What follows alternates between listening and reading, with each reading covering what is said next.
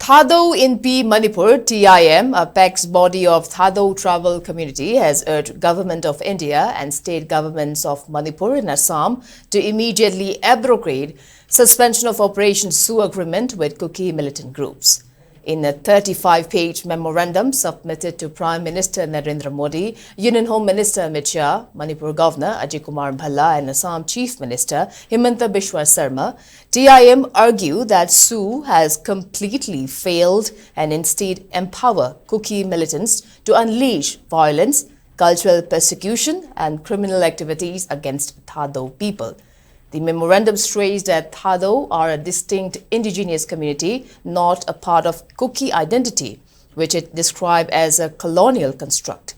It accused the Kuki supremacist groups of pursuing a campaign of cultural genocide and running a parallel government through militant outfits, civil society organizations and religious institutions. TIM alleged that Sioux groups have been involved in electoral malpractice, financial crimes, cross-border terrorism, arms smuggling and large-scale drug trafficking.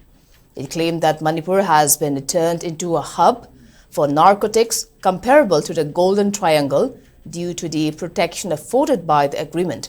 The petition also cited multiple breaches of Sioux ground rules, including direct involvement of Kuki National Organization KNO cadres in the May 3, 2023 violence at Torbung, Bangla. It further highlighted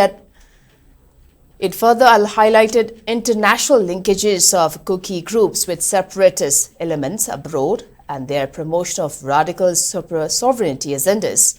TIM said the brutal killing of Ngengkham Zomhao, chairman of Thadou Literature Society in Assam's Karbi Anglong on August 30th by Kuki militants was a glaring example of the systematic persecution faced by Thadou community.